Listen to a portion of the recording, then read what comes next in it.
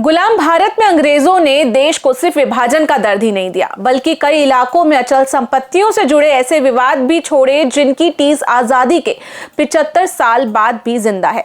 मध्य प्रदेश के हरदा जिले के टिमरनी तहसील में स्थित राजा बरारी स्टेट का करीब 8000 एकड़ जंगल इसी ऐतिहासिक अन्याय की एक जीती जागती मिसाल है।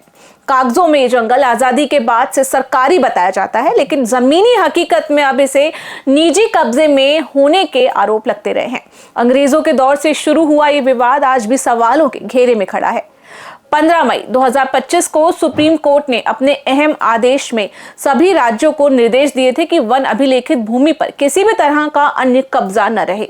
साथ ही जिन जमीनों पर वानिकी कार्य नहीं हो रहे हैं उन्हें 3 महीने के भीतर राज्य सरकारें वन विभाग को सौंपे। इसके बावजूद राजा बरारी स्टेट की लीज को लेकर मध्य प्रदेश शासन की ओर से अब तक कोई निर्णायक कार्रवाई सामने नहीं आई है।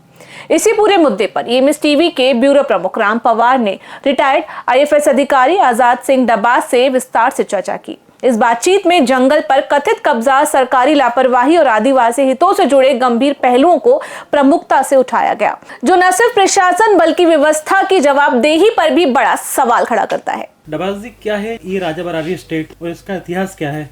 दरअसल ये हरदा, आज के हरदा जिले के टिमरनी ब्लॉक में आता है और ये ऐसा स्टेट के लोग बताते हैं कि 1919 में तत्कालीन कोई अंग्रेज़ अफसर थे मिस्टर मरे, उनकी वाइफ ने इसको जो राधा स्वामी सत्संग है आगरा दयाल बाग में, जो आगरा जो सेक्ट है इनका राधा स्वामी का, उनके गुरु आनंद स्वरूप को ये ज़मीन जो है वो बेची थी। ये पूरी स्टेट 8000 एकड़ है, उसमें से 4500 एकड़ में तो बहुत ही अच्छा और घना जंगल है, जो मैं समझता हूँ कि 0.6 डेंसिटी से भी ऊपर का है, जो वन विभाग के कस्टडी में जो जंगल है उससे भी बेहतर है कहीं कहीं तो। और 3500 एकड़ के आसपास जो है वो आबादी और खेती का क्षेत्र है। लगभग 10 गांव इस पूरे, जिसको राजा बरारी स्टेट कहा जा रहा है, इसमें आते हैं। सुप्रीम कोर्ट ने आदेश दिया था तो सरकार वापस क्यों नहीं ले पा रही 8000 एकड़ के जंगल को? दरअसल इसकी लीज का भी बड़ी कहानी है। 1951 में इसका लीज दिया गया 99 ईयर्स के लिए। 1956 में फिर वो संशोधित कर दी गई उसकी शर्तें। 1973 में जो है वन शाश्वत पट्टे के तहत इसका मैनेजमेंट संस्था के पास ही रहा। और 83 में जूस एम्प्लॉयमेंट और आदिवासी उत्थान की आप बात करें तो एक इंस्टीट्यूट का नाम इन्होंने दिया एम्प्लॉयमेंट के नाम से, और उसको नाम से ये लीज कर दी गई। अब ऐसा जानकारी ये मिली है कि कुछ बहुत ही शासन में जो इन्फ्लुएंशियल अधिकारी हैं, कुछ आईएएस अधिकारी और कुछ आईएफएस अधिकारियों का जो इस राधा स्वामी सेक्ट से जुड़े हुए हैं, उनका संरक्षण इनको बरसों से प्राप्त है। एक आईएएस अधिकारी का नाम जो प्रमुखता से क्षेत्र में जानकारी में आया वो एनएस सेठी होते थे, और आईएफएस का जो अधिकारी हैं वो तो हम बरसों से जानते हैं, वो हालांकि नहीं रहे, अनिल ओबराय थे जो इस संस्था से जुड़े थे, और रिटायरमेंट के बाद भी वो आगरा जाके इस संस्था में बाकायदा एक पदभार संभाले थे और उसमें काम कर रहे थे। अनफॉर्चुनेटली वो ज़्यादा दिन तक जीवित नहीं रहे, वो एक अलग विषय है। तो इस तरह के अधिकारियों का इसको संरक्षण प्राप्त है।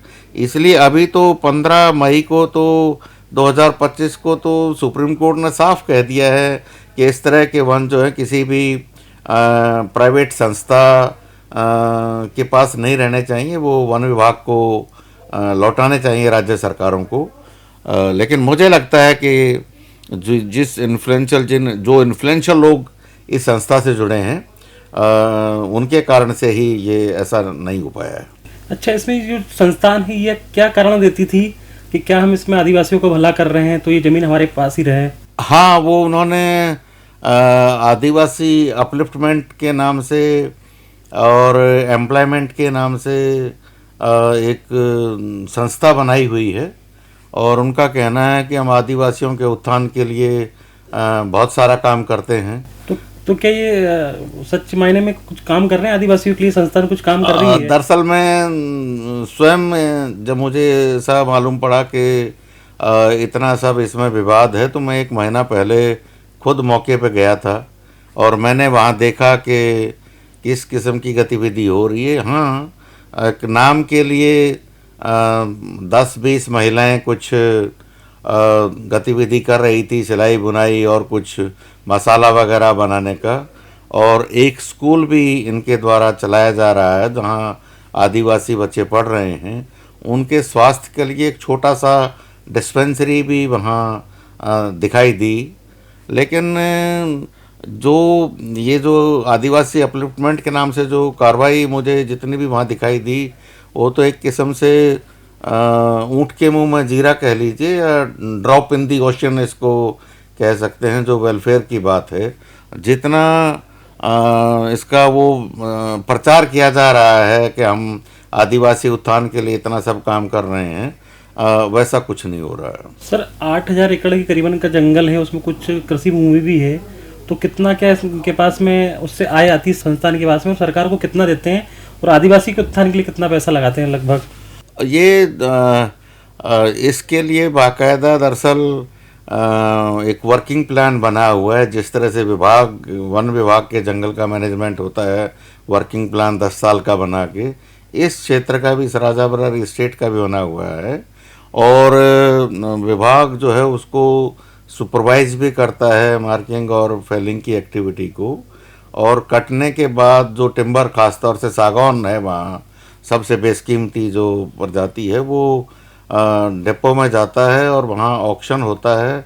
लगभग 1 करोड़ से ज़्यादा का हर साल इनको भुगतान होता है, और शासन को ये मात्र 12-12.25 लाख रुपए प्रतिवर्ष देते हैं। बाकी सब पैसा इन्हीं के पास रहता है, और जो वेलफेयर, जो ट्राइबल वेलफेयर के लिए जो एक्टिविटी चलाई हुई हैं, वो मुश्किल से हो सकता है कि 15-20 लाख रुपए उस पर खर्च होता हो। उसमें कुछ अर्निंग भी वापस संस्था को होती है।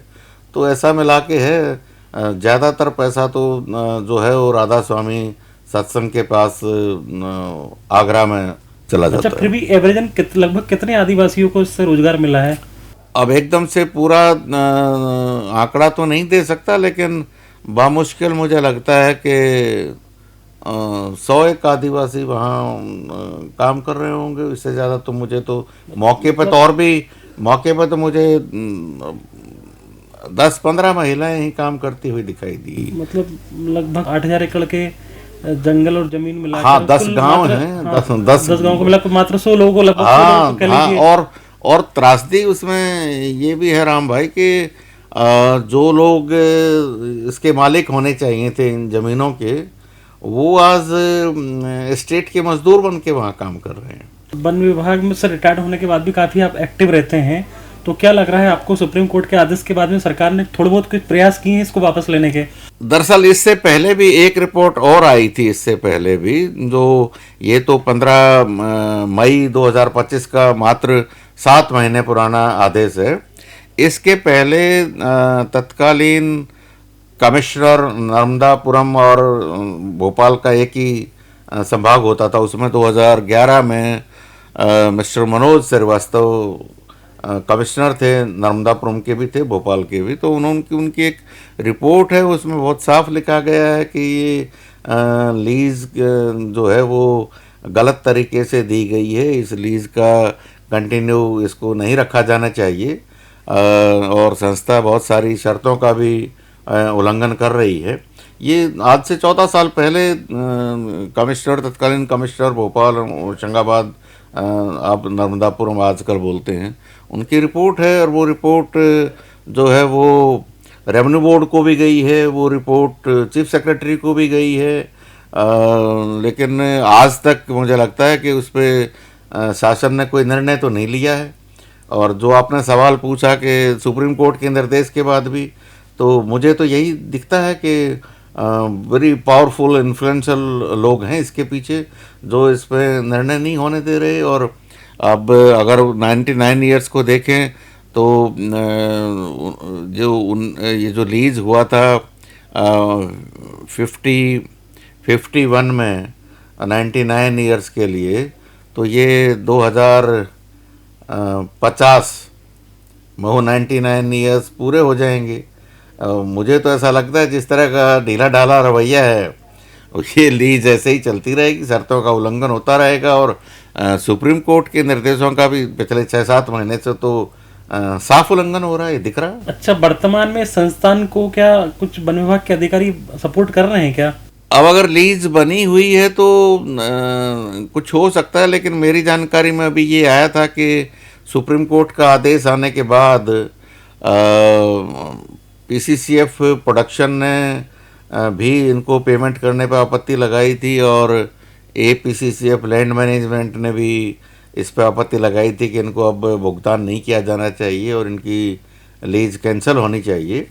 और वो कुछ समय चला, लेकिन उसके बाद से जो भी दबाव रहा हो, आप समझ सकते हैं, मैंने इशारा कर ही दिया है कि इनका दबाव है। उसमें फिर से अभी कुछ माह पहले वर्तमान जो पीसीसीएफ है, इनके कार्यकाल में उसका 1 करोड़ रुपए से ज़्यादा का फिर भुगतान हो गया, जो रुका रहा कई महीने।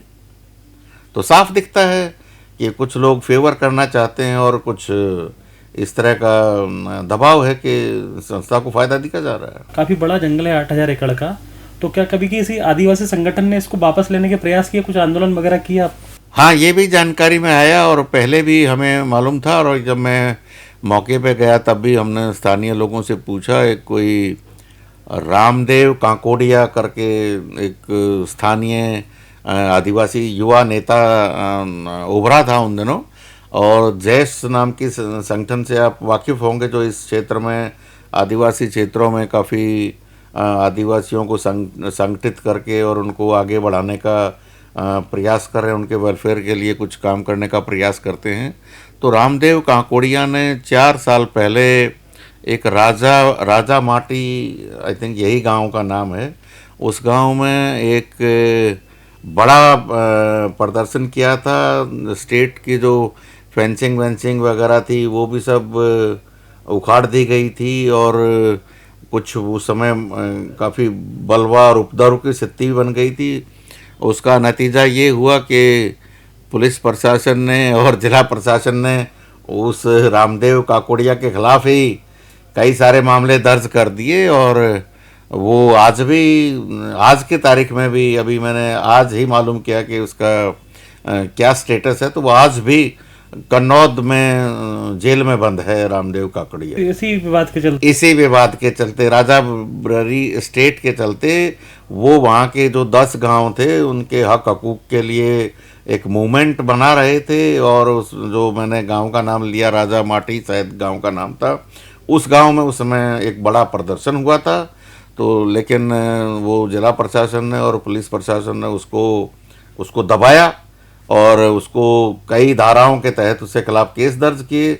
आज मेरे ख्याल में उसके खिलाफ 19 मामले दर्ज हैं, उसमें कुछ वन विभाग के भी हैं।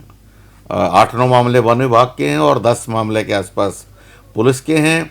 और ऐसी धाराओं में एक तो मुझे सिर्फ एक मोबाइल खरीदी का एक मामला सामने आया कि उसने किसी को भेज के कुछ मोबाइल किसी दुकान से खरीदवाया और उसके बिल में कुछ नाम वाम लिखने में कुछ त्रुटि हो गई, तो कुछ ऐसी संगीन धाराएं लगा दी गई कि वो जमानत भी नहीं हो पा रही है। उस दुकानदार की तो हो गई, लेकिन उसमें धाराएं वो लगा दी गई हैं कि जिसमें वो जमानत भी उसकी नहीं हो पा रही है और वो जेल में है। और उसको उस समय तो जलाबदर तक कर दिया गया था, उसको कुछ काफ़ी समय पास के बैतूल जिले में बिताना पड़ा।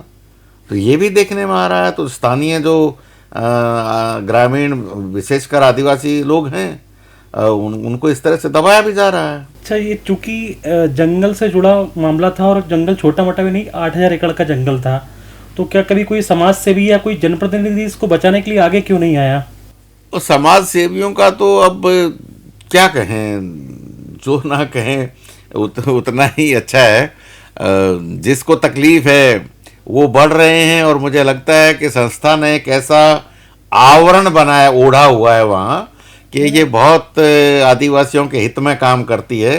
तो एक माहौल मैंने वहाँ इन जनरल ऐसा बना हुआ देखा कि भाई संस्था बहुत अच्छा काम कर रही है और धार्मिक है, और आज की तारीख में आप समझ रहे हैं कि किस तरह का ओवरऑल वातावरण है, तो उसका इनको लाभ मिल रहा है। ये भी एक, मुझे तो एक अजीब किस्म का व्यवसाय लगता है।